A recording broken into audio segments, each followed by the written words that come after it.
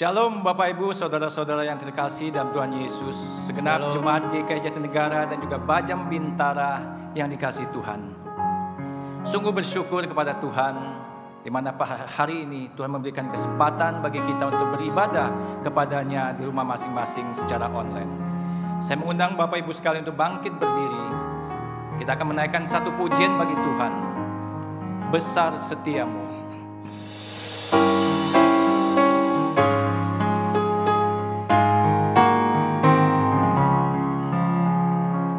Besar setiamu Allah Bapa-Ku, besarlah kasih-Mu yang melimpah, tiada kurang dan tidak berubah, sempurna dan tetap selamanya.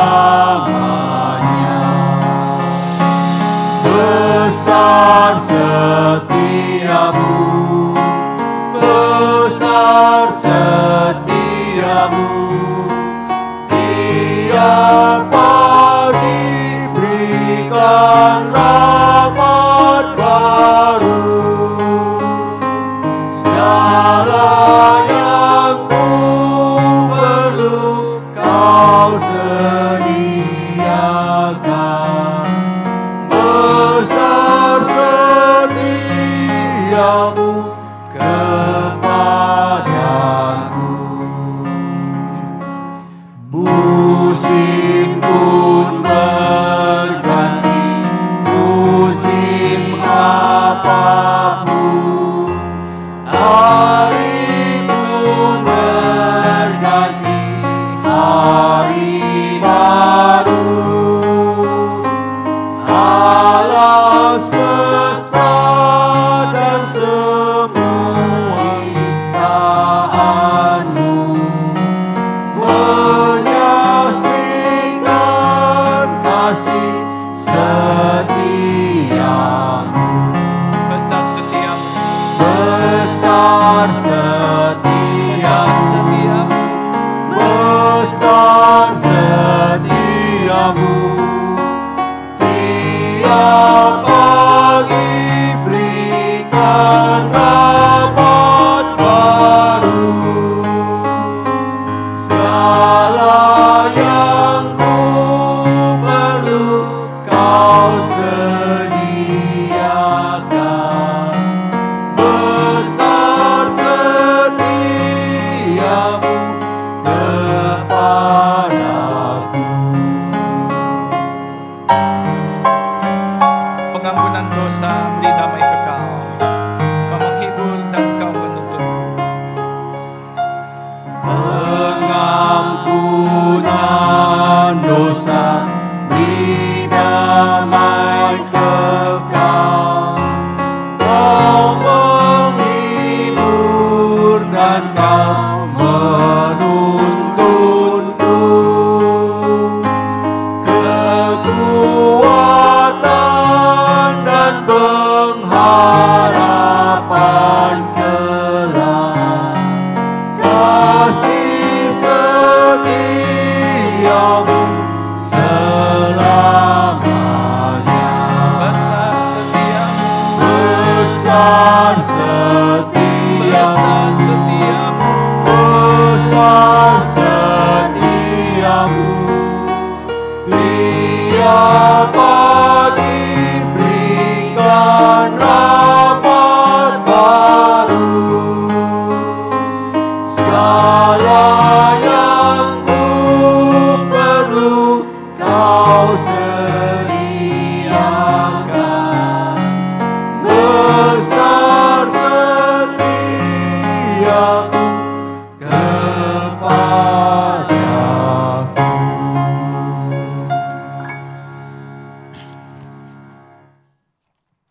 Ibadah online hari ini didasarkan pada pengakuan iman bahwa pertolongan kita adalah di dalam nama Tuhan yang menjadikan langit dan bumi. Oh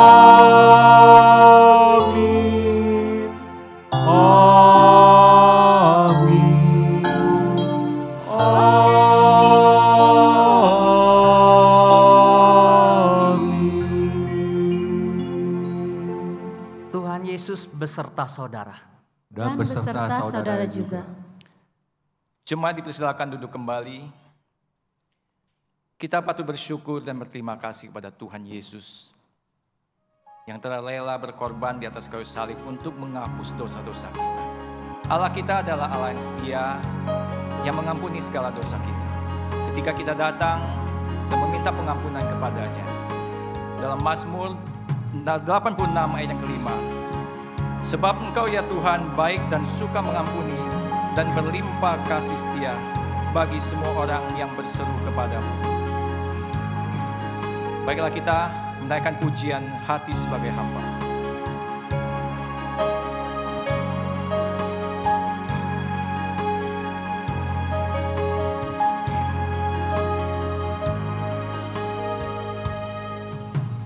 Ku tak membawa apapun juga saat ku datang ke dunia.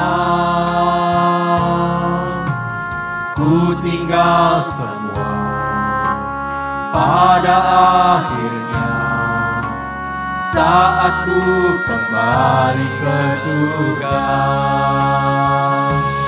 Inilah yang ku punya, hati sebagai hamba yang mau taat dan setia padamu Bapa. Kemanapun ku bawa, hati yang menyembah dalam roh dan kebenaran sampai selamanya. Ku tak membawa apapun juga saat ku datang ke dalam dunia. Ku tinggalkan semua pada akhirnya saat ku kembali ke surga. Ku tak membawa apapun juga saat ku datang ke dunia. Ku tinggal semua pada akhirnya saat ku kembali ke surga. Inilah yang ku punya, Inilah yang ku punya, hati sebagai hamba yang mau taat dan setia padamu Bapa. Kemanapun ku bawa, hati yang menyembah dalam roh dan kebenaran sampai selamanya. inilah yang ku punya, Inilah yang ku punya, hati sebagai hamba yang mau taat dan setia padamu Bapa. Kemanapun ku bawa, hati yang menyembah dalam roh dan kebenaran sampai selamanya. Dalam roh dan kebenaran sampai selamanya. Dalam roh dan kebenaran sampai selamanya. Mari kita berdoa. Sungguh ya Tuhan, kami lahir dengan telanjang dan kami juga akan kembali kepadamu dengan tidak membawa apapun ya Tuhan. Kami adalah orang-orang yang berdosa. Seringkali karena situasi keadaan yang buruk, lalu kami menyalahkan orang lain, menyalahkan Engkau, menyalahkan diri sendiri. Sungguh kami merasa malu ya Tuhan, ketika kalau kami boleh mengingat karya-karya Tuhan di dalam pengalaman hidup kami. Betapa Tuhan masih mengasihani kami, betapa Tuhan masih memelihara hidup kami hingga detik ini ya Tuhan. Kami seringkali lupa untuk mengucap syukur. Kami seringkali bersungut-sungut, berkeluh kesah karena situasi keadaan yang buruk yang menimpa kami saat ini. Kalau ada di antara kami ya Tuhan yang merasa begitu kecewa, putus asa, putus harap ya Tuhan. karena dosa-dosa yang telah kami perbuat atau karena kesalahan, kebodohan yang telah kami perbuat. Tuhan hiburkan, Tuhan kuatkan kami ya Tuhan. Ingatkan kami bahwa ada Engkau, Juru Selamat kami, yang bersedia mengampuni dan membawa kami kepadamu kembali ya Tuhan. Untuk boleh menikmati kasih-Mu, untuk boleh masuk di dalam penyembahan kepadamu ya Tuhan. Pada hari ini ya Tuhan, kami mau mengakui segala kelemahan dan keberdosaan kami. Layakkanlah kami ya Tuhan, agar kami boleh datang menghadap dan menyembah Engkau dengan hati yang bersyukur. Inilah doa dan permohonan kami, hanya di dalam nama Tuhan Yesus kami berdoa. Amin. Jemaat yang kasih Tuhan, saya mengundang untuk bangkit berdiri.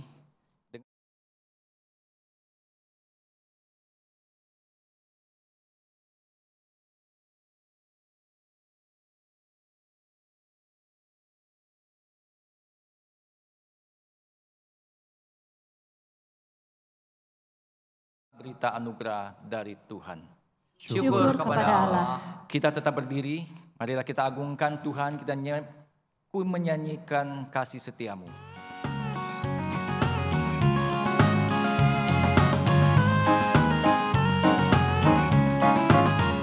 Ku nyanyikan kasih setia Tuhan selamanya, selamanya. Ku nyanyikan kasih setia Tuhan selamanya, ku nyanyikan selamanya. Ku tuturkan tajammu, kasih setiamu Tuhan. Ku tuturkan tajammu, kasih setiamu turun-temurun. Ku nyanyikan kasih setia Tuhan selamanya, selamanya. Ku nyanyikan kasih setia Tuhan selamanya, ku nyanyikan selamanya. Ku tuturkan tajammu, kasih setiamu Tuhan. Ku tuturkan tajammu, kasih setiamu turun-temurun. Ku nyanyikan kasih setia Tuhan selamanya, selamanya. Ku nyanyikan kasih setia Tuhan selamanya, ku nyanyikan selamanya.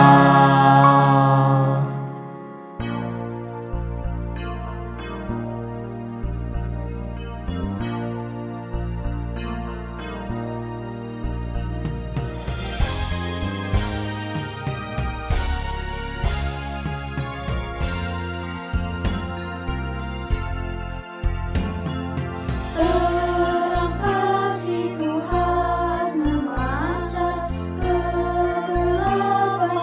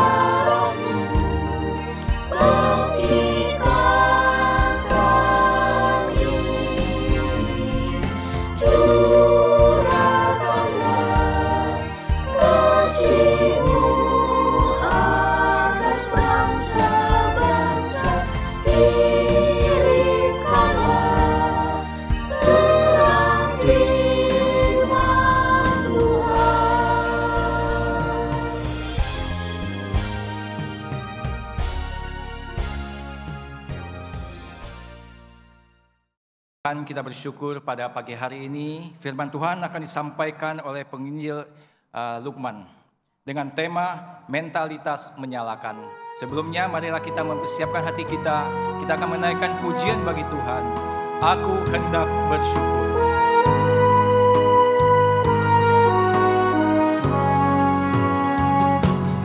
Aku hendak bersyukur pada Tuhan karena keadilan-Nya dan bermazmur bagi nama Tuhan yang Maha Tinggi. Ya Tuhan, Tuhan kami, betapa mulianya nama-Mu, Tuhan kami, dimuliakan atas seluruh bumi. Aku hendak bersyukur pada Tuhan karena keadilan-Nya dan bermazmur bagi nama Tuhan yang Maha Tinggi.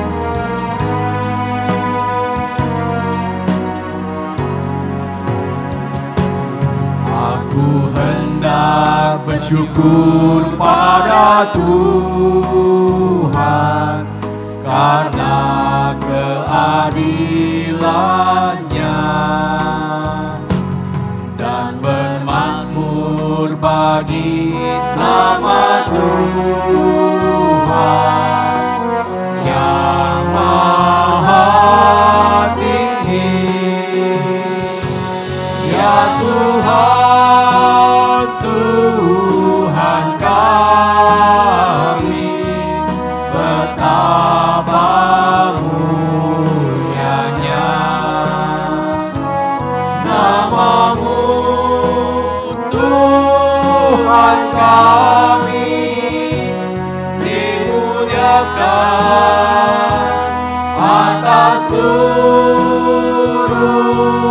bumi. Ya Tuhan, Tuhan kami, Ya Tuhan, Tuhan kami, betapa mulianya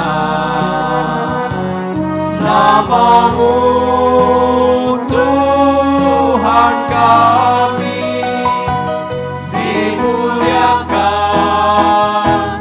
dimuliakan, dimuliakan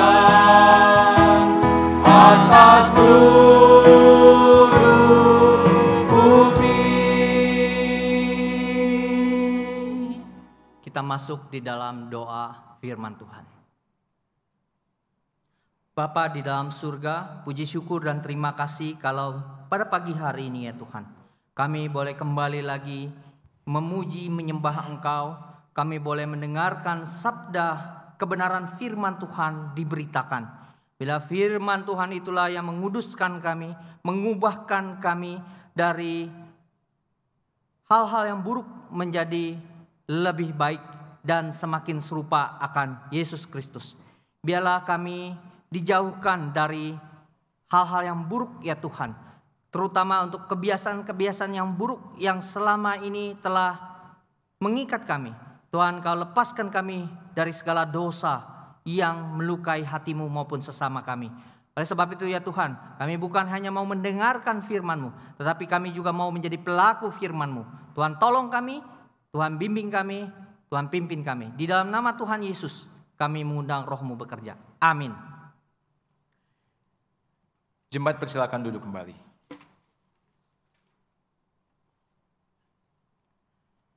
Saudara sekalian, saya mengkhotbahkan tema ini dari Dian Penuntun ya, dengan tema mentalitas menyalahkan yang didasarkan dari Injil Matius pasalnya yang ke-21.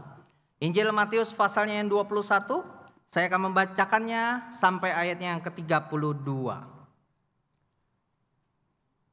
Injil Matius 21 ayat 23. Lalu Yesus masuk ke bait Allah. Dan ketika ia mengajar di situ, datanglah imam-imam kepala serta tua-tua bangsa Yahudi kepadanya dan bertanya, "Dengan kuasa manakah engkau melakukan hal-hal itu? Dan siapakah yang memberikan kuasa itu kepadamu?" Jawab Yesus kepada mereka, "Aku juga akan mengajukan satu pertanyaan kepadamu. Dan jikalau kamu memberi jawabnya kepadaku, aku akan mengatakan juga kepadamu, dengan kuasa manakah aku melakukan hal-hal itu. Dari manakah baptisan Yohanes? Dari surga atau dari manusia?" Mereka memperbincangkannya di antara mereka dan berkata, "Jikalau kita katakan dari surga, ia akan berkata kepada kita, 'Kalau begitu, mengapakah kamu tidak percaya kepadanya?' Tetapi jika kita katakan dari manusia, kita takut kepada orang banyak. Sebab semua orang menganggap Yohanes ini nabi." Lalu mereka menjawab Yesus, "Kami tidak tahu." Dan Yesus pun berkata kepada mereka, "Jika demikian, aku juga tidak mengatakannya kepadamu, dengan kuasa manakah aku melakukan hal-hal itu. Tetapi apakah pendapatmu tentang ini? Seorang mempunyai 2 anak laki-laki.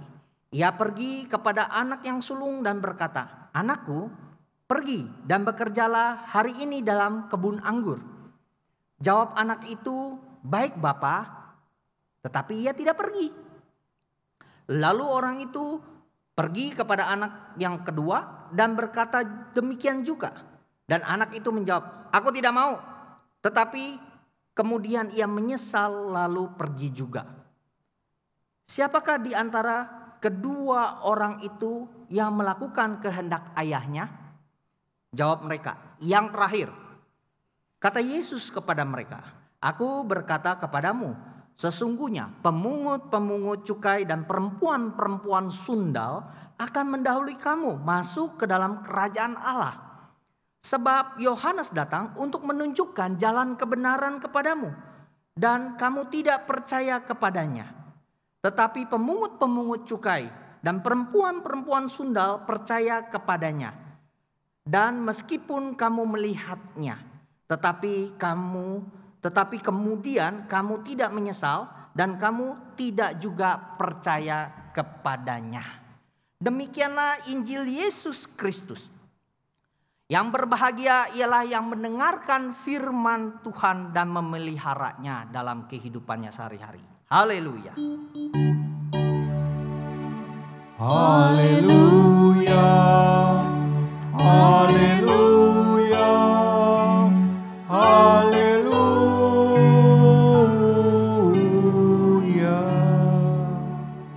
Shalom Bapak Ibu Saudara sekalian. Pada saat saya mempersiapkan firman Tuhan ini dan memilih tema dari Dian Penuntun, saya sendiri sangat bergumul saudara. Karena saya menempatkan diri saya itu sama seperti bacaan kita tadi adalah pemimpin-pemimpin rohani. Pemimpin-pemimpin agama begitu ya. Seperti tua-tua bangsa Yahudi ya. Seperti imam-imam kepala. Karena saya berbicara di hadapan jemaat saudara. Nah, waktu saya gumulkan, tapi ternyata firman Tuhan ini adalah ditujukan bagi setiap kita semua. Ya, kepada setiap kita yang adalah orang-orang berdosa. Saudara, saya mengawali cerita atau pemberitaan firman Tuhan ini dengan satu cerita, saudara. Ada seorang ayah, seorang bapak dimarahi, ya. Katakan dia bekerja secara profesional di kantornya, dia dimarahi oleh bosnya, oleh atasannya, begitu ya. Ya, karena mungkin bosnya juga merasa hasilnya kurang puas, begitu ya, atau bosnya sendiri ada masalah pribadi, gitu ya, sehingga dia dimarahi si bapak ini. Waktu dia pulang ke rumah dengan muka seperti ditekuk gitu ya, atau muka pepaya begitu, ketemu istrinya di rumah yang juga sudah sibuk, sedang mengurus anaknya, rumah tangganya begitu, ya, ribut begitu ya.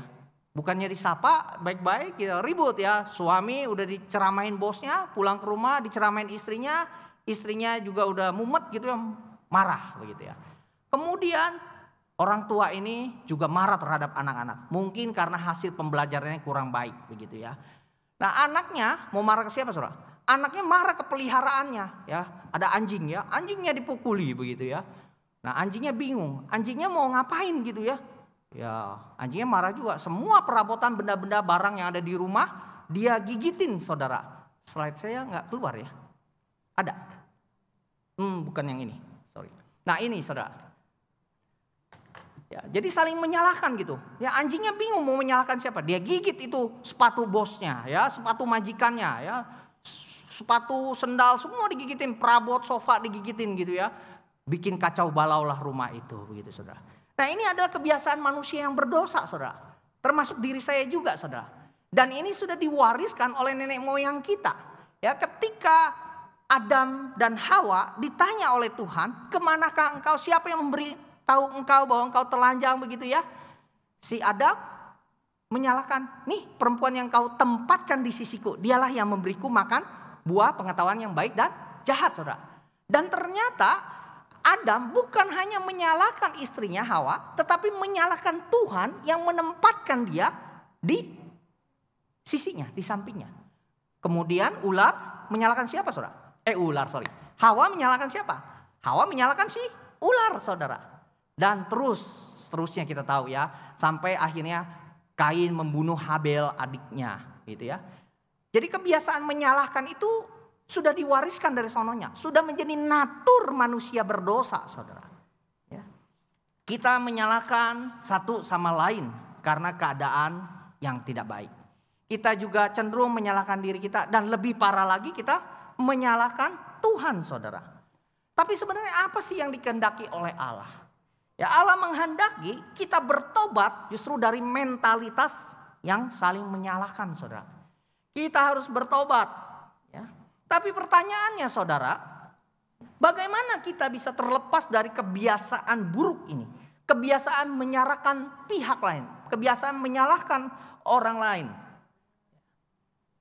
Nah, paling tidak saya mencatat di sini ada 4 hal yang bisa kita jalankan, yang bisa kita lakukan, yang bisa kita terapkan di dalam kehidupan kita sehari-hari. Yang pertama, saudara, ya, berdasarkan ayat yang 23 tadi itu, ya kita harus berusaha melihat hal-hal yang positif, hal-hal yang baik dari orang lain, siapapun dia, saudara, siapapun dia, kita harus bisa melihatnya. Kalaupun belum melihatnya, kita harus cari tahu. Bukan cari kejelekannya, bukan cari kesalahannya saudara. Karena saya percaya setiap manusia yang diciptakan oleh Allah menurut gambar dan rupa Allah sebelum kejatuhan ke dalam dosa, dia tetap ada gambar dan rupa Allah itu. Meskipun sudah rusak cacat. Jadi masih ada sisi-sisi ya kebaikan manusiawinya. Bukan berarti ini syarat masuk surga ya, bukan. Tapi maksud saya sebobrok-bobroknya orang, serusak-rusaknya orang, masih ada hal-hal yang positifnya yang bisa kita lihat saudara. Meskipun itu tidak mempengaruhinya dalam hal keselamatan. Karena keselamatan hanya ada di dalam Yesus Kristus. Ya. Nah kita harus bisa melihat hal-hal yang positif saudara. Kalau tadi saya bacakan dari ayatnya yang ke-23 ya. Pada hari itu datanglah Yesus. Ayat 23 dari pasal 21. Lalu Yesus masuk ke bait Allah. Dan ia mengajar di situ. Datanglah imam-imam kepala dan tua-tua bangsa Yahudi kepadanya, bertanya kepadanya.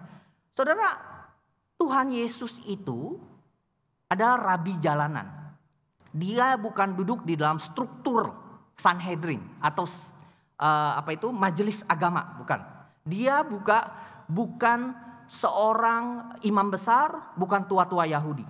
Dia adalah seorang muda, saudara. Bahkan ia dikenal sebagai tukang kayu, anak tukang kayu, saudara. Yusuf bapaknya bukan secara biologis ya, bukan secara jasmania, tapi secara hukum ya. Karena Maria adalah tunangan Yusuf, jadi Yusuf dianggap bapaknya secara legal gitu ya. Itu adalah tukang kayu, saudara. Ya.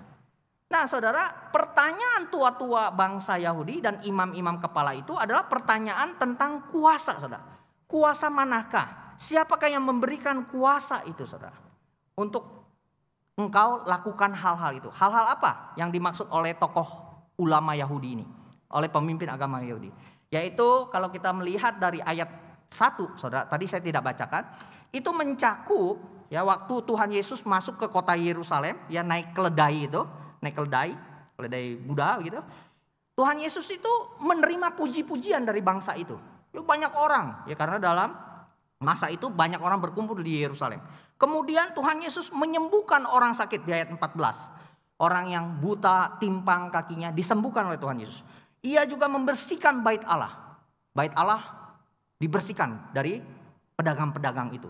Dan ia mengajarkan firman Tuhan. Ayat yang tadi kita baca 23. Nah saudara, para imam kepala ini, tua-tua Yahudi ini sebenarnya nggak mempedulikan ajaran Tuhan Yesus baik, benar atau tidak. Sesuai dengan kitab suci atau tidak. Bukan itu yang dipersoalkan oleh mereka saudara.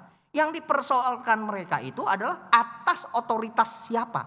Atas kewenangan siapa Tuhan Yesus bertindak, melakukan mukjizat, mengajar itu.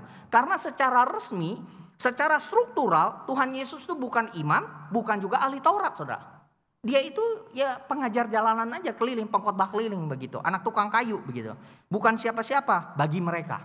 Jadi dengan kata lain mereka mau menjalankan ya organisasi atau hierarki keagamaannya secara ketat. Tanpa mempedulikan apakah hal itu menghambat kebenaran atau tidak saudara. Nah saudara, banyak gereja menggunakan sistem organisasi yang sangat ketat, terlalu ketat. Dan dengan demikian mereka bertindak seperti para imam kepala dan tua-tua Yahudi itu. Misalnya apa saudara? Misalnya dengan melarang perempuan untuk berkhotbah saudara. Perempuan tidak ditabis dan tidak boleh berbicara di mimbar saudara. Ya. Demikian juga bahwa seorang pengkhotbah, seorang pendeta itu harus mempunyai gelar teologi tertentu. Ya, padahal ada juga orang-orang yang memiliki gelar misalnya BTH atau SMTH, Sarjana Muda Teologi, itu juga punya karunia dan ajaran yang baik saudara. Ya. Bahkan saya melihat ada orang-orang dari aktivis majelis gereja yang menyerahkan diri menjadi mahasiswa teologi ya, berkhotbah dengan sangat baik. Karena sebelumnya dia sudah melayani, karena sebelumnya dia sudah terjun di dalam dunia profesional. Bahkan ada yang sebagai pembicara saudara. Nah kalau ada orang yang menegur saudara dan saya, yang seharusnya kita persoalkan itu saudara, bukanlah apakah orang itu punya hak menegur kita, menegur saya dan saudara. Ya. Tetapi apakah tegurannya itu benar atau tidak. Saudara setuju dengan saya? Jadi yang kita persoalkan itu janganlah siapa kamu, tapi kita dengerin yang dia omongin benar atau tidak benar saudara. Nah pertanyaan para imam dan tua-tua ini merupakan pertanyaan yang bodoh saudara. Meskipun mereka terdidik, meskipun mereka intelektual. Tapi ini pertanyaan yang bodoh. Kenapa saudara? Orang hanya berusaha mencari-cari kesalahan Yesus. Mencari kesalahan-kesalahan ya, pengkhotbah keliling ini, anak tukang kayu ini.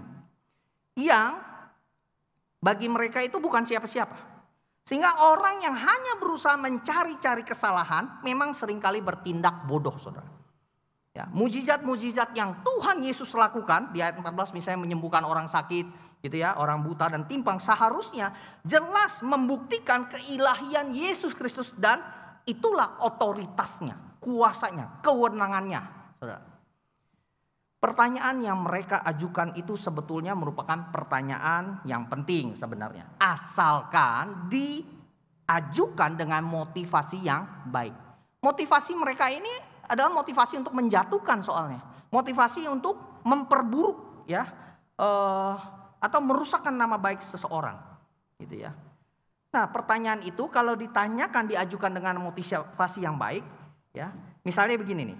Pertanyaan-pertanyaan itu perlu ditanyakan kepada misalnya ya, kepada pendeta penginjil yang tidak mau sekolah teologi ya. Padahal ada kesempatan lebih lanjut. Kemudian pengkhotbah atau guru sekolah minggu yang tidak punya karunia untuk berkhotbah atau mengajar atau yang memang karena ajarannya menyesatkan. Patut kita pertanyakan seperti para imam dan tua-tua Yahudi ini. Kemudian ya, kalau ada pengkhotbah atau anggota majelis yang hidup moralitasnya rusak, berantakan begitu.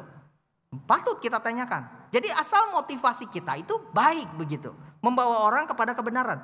Pendeta, penginjil, anggota majelis yang bersikap diktator misalnya. Atau otoriter. Ya. Boleh kita tanyakan seperti itu. Nah yang kedua saudara. Saya masuk ke poin yang kedua supaya kita dijauhkan dari mentalitas yang saling menyalahkan. Yang kedua, kita harus belajar untuk mempercayai, mendelegasikan orang lain terlepas apapun masa lalunya. Terlepas apapun masa lalunya, saudara. Saudara, di ayat 25 dan terlebih lagi nanti di ayat 32, ayat yang terakhir itu ya. Tuhan Yesus tidak menjawab pertanyaan tua-tua Yahudi, bangsa Yahudi itu, imam-imam kepala itu secara langsung. Tapi Tuhan Yesus balik nanya. Jadi ditanya, dia balik nanya gitu ya. Jadi dia tidak menjawab secara langsung. Dia memberikan pertanyaan gitu ya. Yesus bertanya tentang Yohanes Pembaptis. Karena Yohanes Pembaptis itu mengakui Yesus Kristus sebagai anak Allah. Ya, sebagai firman Allah yang menjelma menjadi manusia. Jadi kalau mereka mengakui Yohanes Pembaptis dari Allah, maka mereka harus mengakui bahwa Yesus adalah anak Allah. Sehingga tentu mempunyai otoritas, memiliki otoritas untuk melakukan apa yang ia lakukan. Nah, kata baptisan Yohanes, kata-kata baptisan di sini itu mewakili sebagian yang mewakili seluruhnya. Ya, suatu gaya bahasa. Kata baptisan itu mewakili seluruh pelayanan dari Yohanes, saudara. Ya, satu gaya bahasa seluruh pelayanan dari Yohanes. Dengan kata lain, Tuhan Yesus menanyakan apakah Yohanes Pembaptis itu adalah seorang nabi, pelayan Tuhan atau bukan. Nah, para tua-tua bangsa Yahudi, imam-imam kepala itu tidak mau menjawab Tuhan Yesus. Ya. Karena kalau mereka jawab dari Allah, ya mereka khawatir ditanya balik. Kalau gitu kenapa kamu nggak mau percaya? Begitu. Maka mereka menjawabnya apa, saudara? Tidak tahu. Ya. Nah, ini jelas kesalahan mereka. Ini jelas pragmatisme, yaitu suatu ajaran yang mementingkan hasil akhir tanpa mempedulikan benar tidaknya jalan yang ditempuh untuk mencapai hasil akhir tersebut, saudara. Banyak orang mempraktekkan pragmatisme. Contohnya, ya, pelajar, mahasiswa yang tidak mau belajar terus nyontek, gitu ya. Menyuap guru, membeli soal ujian asal bisa lulus. Atau kalau kita berusaha, berdagang, berbisnis, kita menghalalkan segala cara asal mendapatkan untung. Tetapi orang Kristen jelas tidak dibenarkan menganut paham pragmatisme ini, saudara. Yang penting hasil, yang penting ujungnya. Tidak. Cara, jalannya juga penting, saudara. Ya. Ayat 32 berkata, sebab Yohanes datang untuk menunjukkan jalan kebenaran kepadamu. Dan kamu tidak percaya kepadanya. Orang-orang itu gak percaya kepada Yohanes Pembaptis. Kenapa? Yohanes Pembaptis itu orangnya ya pakai jubah bulu onta, makannya madu hutan, ya makan belalang. Ini orang atau apa? Gelandangan begitu ya kira-kira ya. Tapi kuasa Allah ada pada diri Yohanes Pembaptis, saudara. Ya, tua-tua Yahudi, kepala imam-imam kepala nggak mau percaya gitu. Tetapi pemungut-pemungut cukai dan perempuan-perempuan sundal percaya kepadanya. Mereka bertobat karena pemberitaan Yohanes Pembaptis. Dan meskipun kamu melihatnya, tetapi kamu tidak menyesal dan tidak juga percaya kepadanya. Saudara, saya mau menyaksikan satu kesaksian yang sangat baik dan menjadi teladan bagi saya. Seorang pendeta dari GKI yang cukup besar di ibu kota Jawa Tengah. Pendeta Yohanes Lee Han Ing. Saya sudah minta izin untuk menyebutkan namanya di sini. Ya, menggembalakan di GKI Karangsaru sekian tahun lamanya sebagai seorang senior. Cukup lama, saudara. Gerejanya gereja besar, sangat besar, kebaktian beberapa kali. Dan suatu ketika dia mendapatkan panggilan dan dia gumulkan untuk menjadi dosen di STT Amanat Agung, saudara. Ya, pendeta Yohanes Lee Han Ing ini sudah sangat senior. Ketika dia mengambil pelayanan sebagai seorang dosen pengajar di STT Amanat Agung, dan saya kebetulan juga pernah studi lanjut di sana dan diajar oleh beliau, saya mendengarkan kesaksian ini bahwa karena dia adalah figur tokoh yang besar di GKI Karangsaru Semarang, Jawa Tengah, dia itu seringkali masih berelasi dengan baik karena dia meninggalkan pelayanan di sana itu bukan karena konflik, bukan karena itu, karena panggilan Tuhan memang jadi pengajar. Setelah sekian lama menjadi gembala. Nah, dalam masa seperti itu, ketika dia menjadi gembala, relasi masih baik. Dan seringkali ada jemaat, biasalah karena ikatan emosional, ikatan emosi ya, kedekatan begitu. Masing sering menanyakan. Sampai ada juga yang mau berkonsultasi kepadanya, saudara. Tapi keteladanan yang saya terima dari beliau adalah begini. Dia menyaksikan bahwa sekalipun banyak dari mereka yang mau berkonsultasi dari jemaat lamanya, dia selalu mengarahkan jemaat itu kembali kepada hamba Tuhan yang ada di sana. Ya, di sana sudah ada rekan saya. Silakan kamu berkonsultasilah kepada mereka, saudara. Nah, bagi saya ini adalah keteladanan yang sangat baik. Ya, jadi kita harus belajar untuk mempercayai orang lain. Belajar mempercayai orang lain karena orang itu bisa berubah. Pemungut cukai, perempuan sundal itu bisa bertobat, menyesal dan percaya kepada Tuhan. Celakalah kita yang adalah imam-imam kepala, tua-tua bangsa yang tidak mau bertobat dan merasa diri benar, saudara. Dan yang ketiga, saudara, saya agak cepat karena khotbah online yang sangat singkat ini. Yang ketiga adalah kita harus lebih takut kepada Allah daripada kepada orang banyak, saudara. Tetapi jikalau kita katakan dari manusia, kata imam-imam kepala, tua-tua bangsa itu, kita takut kepada orang banyak. Sebab semua orang menganggap Yohanes ini nabi. Nah, saudara, minat tua-tua kepala, ya, tua-tua bangsa ini, minat mereka itu bukan kepada ucapan yang benar, saudara. Ya, bukan mengucapkan apa yang benar, tetapi pada apa yang menguntungkan mereka. Tetapi apakah saudara pernah berbuat seperti ini? Misalnya di dalam studi, belajar, berdagang, berusaha, bekerja, dan lain sebagainya. Saudara, saya juga bukan orang yang suci, orang yang benar, orang yang sempurna. Saya juga pernah melakukan kesalahan, saudara. Jadi makanya saya bilang waktu saya menggumulkan ini sungguh-sungguh ini menempelak saya juga, saudara. Ini bagi kita semua.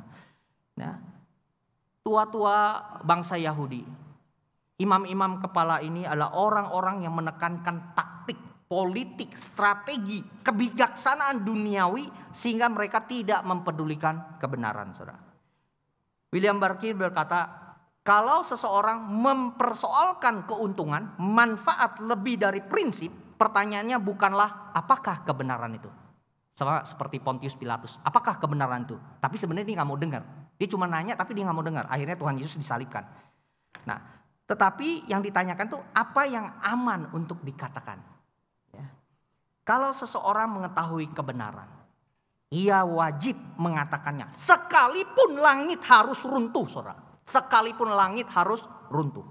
Nah, saudara, sebagai penerapan, kalau ada kebobrokan, kalau ada kesalahan di dalam komunitas kita, apakah saudara diam saja, cari aman, supaya diri kita tidak geger, tidak berkelahi, tidak bentrok dengan orang yang bersalah itu? Dalam rapat, saudara, tidak mau membantah, tidak mau berdebat, sekalipun ada usul atau keputusan yang salah dan keliru. Dalam pengadilan, terdakwa atau saksi itu disumpah untuk mengatakan the truth, the whole truth, and nothing but the truth. Kebenaran, seluruh kebenaran. Dan tidak ada yang lain kecuali kebenaran. Orang Kristen harus belajar berbicara seperti itu dalam kehidupannya sehari-hari. Saudara, tua-tua bangsa Yahudi, imam-imam kepala takut kepada orang banyak. Tetapi mereka tidak takut kepada Allah.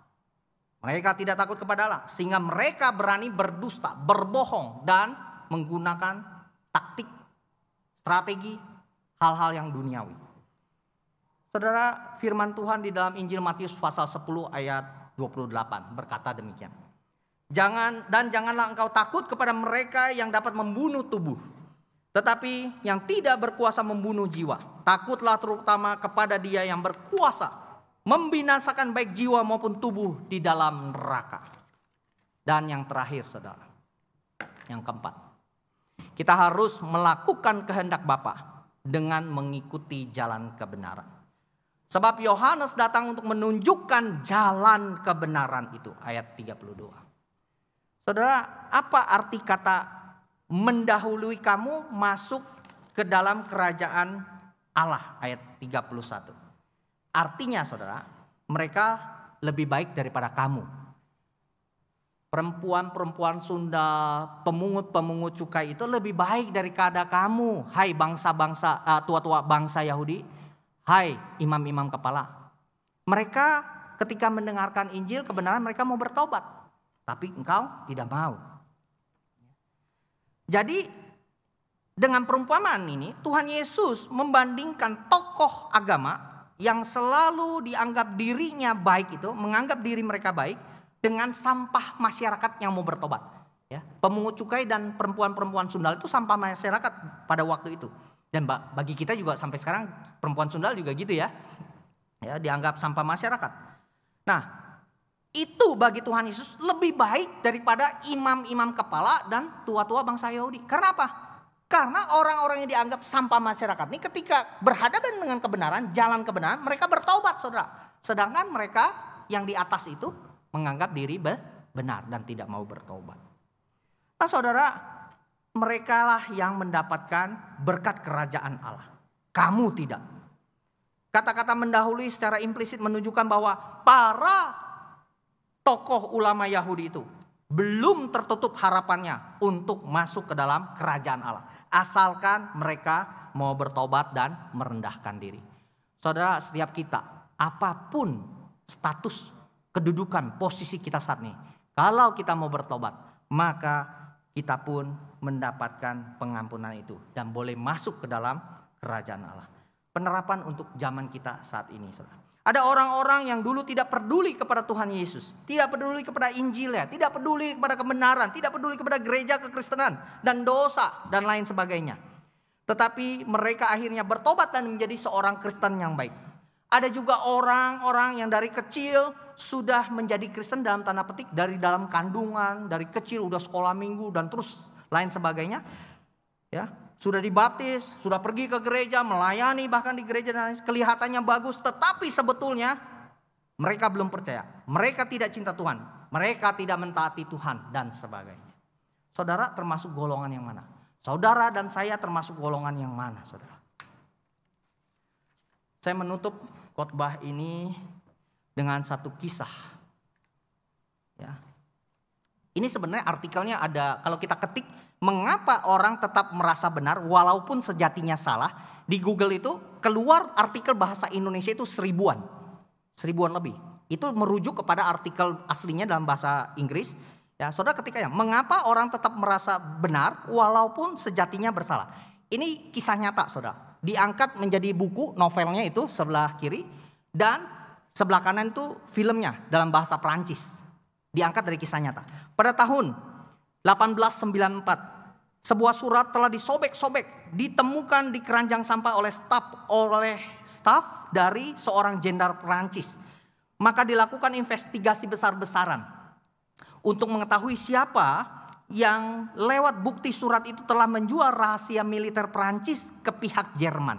Ada kecurigaan kebanyakan orang mengarah kepada Letnan Kolonel Alfred Dreyfus.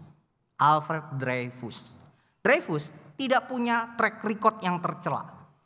Tidak juga mempunyai motif untuk melakukan pengkhianatan. Cuma ada dua yang membuat kecurigaan terhadap Dreyfus itu. Pertama, tulisannya mirip dengan surat yang diketemukan di tong sampah itu. Dan yang kedua, lebih parah lagi adalah dialah satu-satunya pejabat militer yang beragama Yahudi. Waktu itu militer Prancis dikenal anti-Yahudi, antisemitis. Lalu rumah Dreyfus digeledah. Mereka tidak menemukan bukti apapun. Tetapi ini pun malah dianggap sebagai bukti betapa liciknya Dreyfus. Tidak hanya berkhianat, ia juga dengan sengaja menghilangkan semua bukti. Ya. Dianggap menghilangkan semua bukti, lalu mereka memeriksa personal historinya, bahkan menginterview guru sekolahnya, saudara. Maka ditemukanlah bahwa dia itu sangat cerdas, menguasai 4 bahasa, dan mempunyai memori yang tajam. Maka ini pun dianggap dalam tanda petik sebagai bukti bahwa Dreyfus itu punya motif dan skill untuk bekerja pada agen intelijen asing. Bukankah memang agen intelijen asing itu harus mempunyai 3 skill itu? Benarkah? Maka Dreyfus pun diajukan ke pengadilan militer dan dinyatakan bersalah. Di depan publik rencananya dilucuti, kancing bajunya dicopoti, dan pedang militernya dipatahkan. Peristiwa itu dikenang sebagai Degradation of Dreyfus. Saudara kalau ketik di situ Degradation of Dreyfus, banyak gambar-gambarnya. Ya. Saat diarak oleh massa yang menghujat dia, Alfred Dreyfus berteriak, "Saya bersumpah, saya tidak bersalah. Saya masih layak untuk mengabdi pada negara. Hidup Prancis, hidup Angkatan Darat." Tetapi semua orang tidak peduli dengan teriakannya. Akhirnya ia divonis penjara seumur hidup di Devil's Island pada tanggal 5 Januari 1894. Saudara, kenapa serombongan orang pinter dan berkuasa di Prancis itu begitu yakin bahwa si Alfred Dreyfus itu bersalah, saudara? Dugaan bahwa Dreyfus memang dijebak ternyata keliru. Si Dreyfus tidak dijebak, saudara. Ya, para sejarawan meyakini bahwa Alfred Dreyfus tidak dijebak. Dia hanya menjadi korban dari fenomena yang disebut motivated reasoning. Penalaran yang termotivasi. Maksudnya begini, saudara. Yaitu sebuah penalaran yang tampaknya sangat logis dan rasional. Padahal semua itu hanyalah upaya mencari pembenaran. Justifikasi atas suatu ide yang telah diyakini sebelumnya. Jadi begini, saudara. Saya kasih contoh. Kalau saudara memandang saya ini buruk, kalau saudara memandang saya inkompetensi, kalau saudara memandang saya tidak pantas, maka apapun akan dicarikan alasannya untuk menjustifikasi, membenarkan itu, saudara. Saudara paham maksudnya? Jadi si Alfred Dreyfus itu karena dia orang Yahudi, dia pinter bahasa, dia gini, dianggaplah itu sebagai mendukung ide itu. Nah, itu namanya motivated reasoning, ya, penalaran yang termotivasi. Dan yang berikutnya adalah ini adalah bias konfirmasi atau confirmation bias, bias konfirmasi. Jadi apapun bukti yang ada, begitu ya, apapun yang hal-hal yang positif itu menjadi negatif, saudara. Ya, para psikolog itu menyebut kesesatan pikiran yang mewabah itu adalah itu fenomena confirmation bias dan motivated reasoning. Nah, saudara, intinya akhirnya setelah 11 tahun dia dibuang ke pulau itu. Ada seorang kolonel bernama Jos Piquard yang juga anti Yahudi mulai berpikir, bagaimana ya kalau si Dreyfus itu sebenarnya tidak bersalah. Dan ketika diteliti, akhirnya memang bukan dia yang bersalah, saudara. Ternyata memang ada yang jahat, ya, saudara, yang melakukan pengkhianatan itu. Bukan si Alfred Dreyfus. Dan mengakhiri artikel yang ditulis oleh si Julia Galeb itu, mengangkat kisah sejarah histori itu, ya. Si Julia Galeb itu mengatakan begini, untuk memiliki penilaian yang jernih, ya, untuk memiliki good judgment, khususnya untuk hal-hal yang kontroversial, kita tidak perlu membutuhkan kepintaran dan analisa yang canggih, tetapi yang lebih dibutuhkan adalah kedewasaan psikologis dan pengelolaan emosi yang baik, saudara. Jadi manakah yang kita pilih? Apakah kita membela mati-matian pendapat subjektif kita yang bisa saja salah? Ataukah kita mau melihat dunia ini, realita kehidupan itu tidak selalu hitam putih, kadang-kadang abu-abu juga, saudara. Ya, mau kita lihat secara jernih. Memilih yang benar itu adalah benar, mengikutinya dalam hidup. Saudara, termasuk kelompok yang manakah kita? Kita harus berusaha untuk dapat melihat hal-hal yang positif dari orang lain, siapapun mereka. Kita harus belajar mempercayai orang lain, terlepas apapun masa lalunya, saudara. Kita harus lebih takut kepada Allah daripada kepada orang banyak. Kita harus melakukan kehendak Bapa dengan mengikuti jalan kebenaran. Dan jalan kebenaran itu adalah Yesus Kristus. Teladanilah dia, ikutilah dia, dan lakukanlah apa yang dia lakukan. Saya tidak punya waktu yang cukup karena waktu sudah menunjukkan 30 menit berlalu saya berkhotbah. Saya berharap setelah ini saudara di rumah boleh membaca Efesus 2 ayat 1 sampai 11. Bagaimana Kristus telah merendahkan diri sebagai seorang hamba dan melakukan hal-hal yang baik di hadapan Allah. Amin. Kita masuk dalam waktu hening.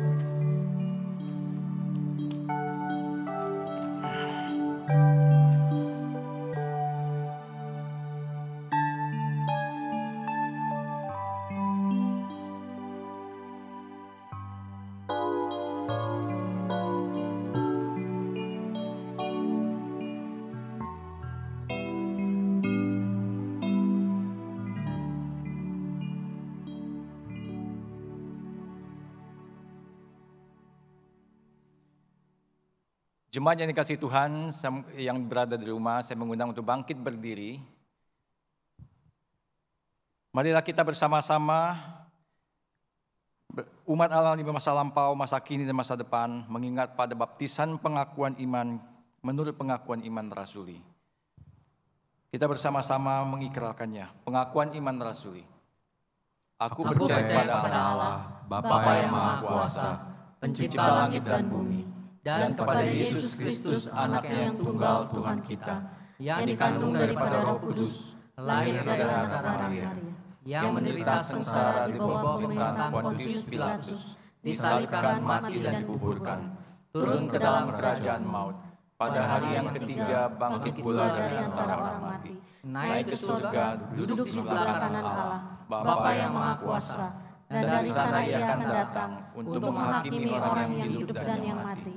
Aku percaya kepada Roh Kudus, gereja yang kudus dan am, persekutuan orang kudus, pengampunan dosa, kebangkitan orang mati, dan hidup yang kekal. Amin. Kita masuk di dalam doa syafaat. Silakan duduk. Bapa di dalam surga, kami mengucap syukur kepadamu ya Tuhan untuk segala kebaikan-Mu. Kalau kami boleh kembali lagi diingatkan oleh firman-Mu, betapa kami harus belajar meneladani kerendahan hati-Mu. Belajar untuk bertobat sebagaimana perempuan-perempuan sundal dan juga pemungut-pemungut cukai yang ketika berhadapan dengan kebenaran, mereka menyesal lalu bertobat. Tuhan, kami mau menjadi anak-anak-Mu yang terkasih dengan terus bercermin kepada firman-Mu. Tuhan, Kau mampukan setiap jemaat-Mu melakukan setiap kehendak-Mu di dalam kehidupannya sehari-hari. Berikan kami kejelasan panggilan kami masing-masing.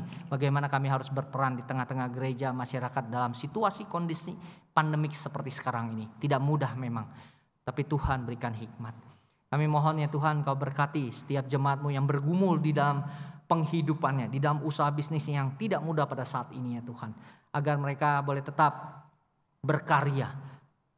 Tidak saja mereka menilai segala sesuatu pada hasil, tetapi juga pada cara, jalan yang benar. Tuhan, kiranya Engkau menolong kami ya Tuhan, untuk boleh saling memperhatikan satu sama lain di tengah-tengah komunitas gereja kami, di tengah-tengah komunitas bangsa dan negara kami, agar kami boleh berperan sebagai terang dan garam dunia ini. Terlepas apapun kelemahan dan kekurangan kami, terlepas dari kesalahan kami di masa lalu, kami percaya Tuhan akan menolong kami, memampukan kami untuk menghidupinya dengan benar. Memperbaiki kelakuan kesalahan kami pada masa-masa yang lalu. Memperbaiki pola-pola relasi kami yang salah. Pola-pola relasi kami yang saling menyalahkan satu sama lain. Terlebih lagi kami tidak mau menyalahkan Tuhan untuk segala situasi kondisi yang terjadi pada saat ini. Biarlah semuanya boleh kami jalani sesuai dengan keteladanan Kristus. Kami berdoa kalau ada di antara jemaat-Mu yang sedang sakit ataupun berduka, Tuhan Kau tolong menghiburkan dan menguatkannya. Engkau yang menyembuhkannya ya Tuhan. Dan sekiranya Tuhan berkehendak lain, Engkau juga yang mempersiapkan hati setiap anggota keluarganya untuk menerima kemungkinan yang terburuk. Kami juga sebagai saudara seiman boleh menguatkan, menghiburkan. Terutama ketika saudara-saudari kami yang berduka itu merasa merindukan kembali orang yang dikasihi yang telah meninggalkan mereka ini. Kami berdoa juga ya Tuhan bagi bangsa dan negara kami. Di tengah-tengah situasi pandemi seperti sekarang ini ya Tuhan. Kiranya Kau memberi hikmat kepada para pemimpin negara kami. Dari yang tertinggi hingga yang terendah. Dari pusat hingga daerah ya Tuhan. Kau berkati juga gereja kami. GKI Jatinegara dan Bajem Bintara. Di dalam segala pergumulan jemaat yang ada. Tuhan Kau lindungi dan jagai. Inilah doa dan permohonan kami. Hanya di dalam nama Tuhan Yesus Kristus kami berdoa. Amin. Jemaat yang dikasih Tuhan, di dalam ibadah online ini, kita juga diberikan kesempatan untuk memberikan persembahan kepada Tuhan.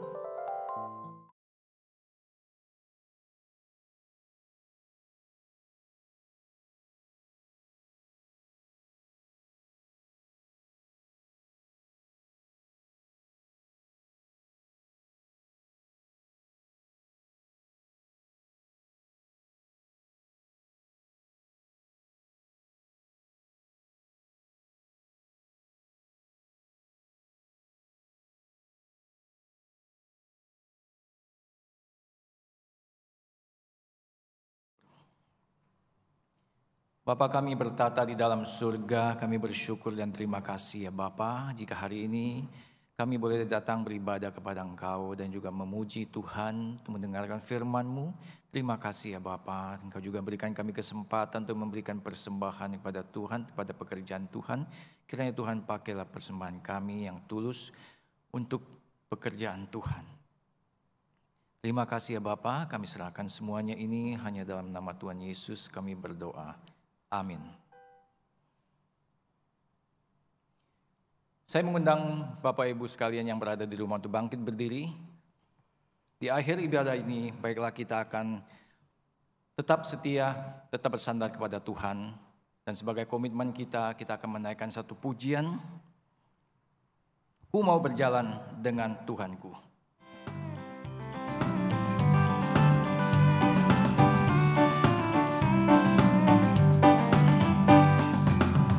Mau berjalan dengan juru selamatku di lembah berbunga dan berair sejuk.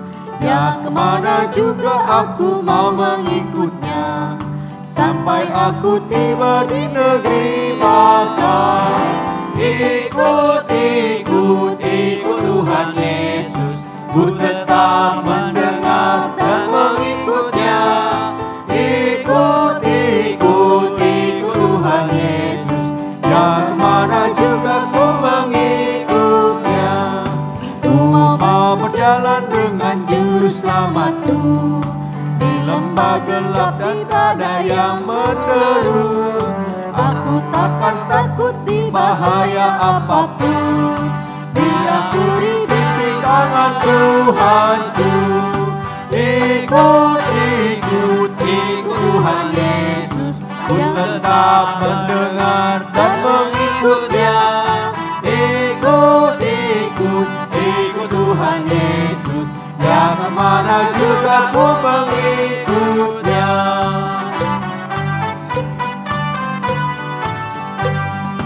Bersama juru selamat hatiku teduh, di lembah dan bukit yang perlu ku tempuh. Tuhanku membimbing aku pada jalannya, yang menuju rumah Allah yang bakal.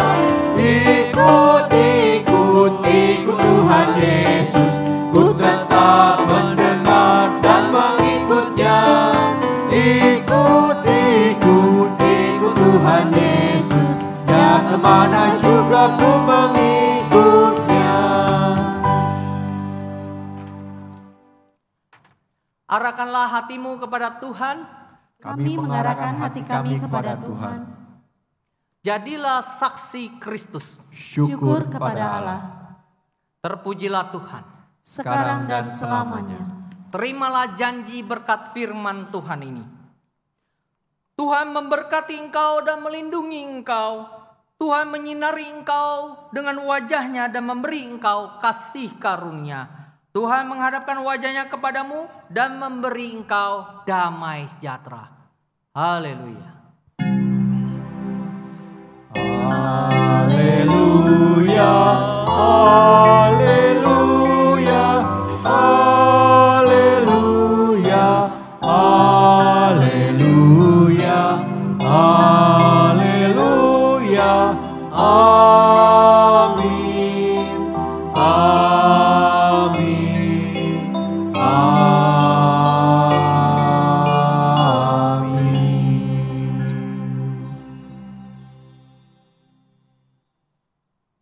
Jemaat sekalian dipersilakan duduk kembali, kebaktian online telah selesai. Jemaat dipersilakan untuk mengambil saat teduh. Tuhan Yesus menyertai segenap jemaat GKI Jatinegara. Selamat hari Minggu.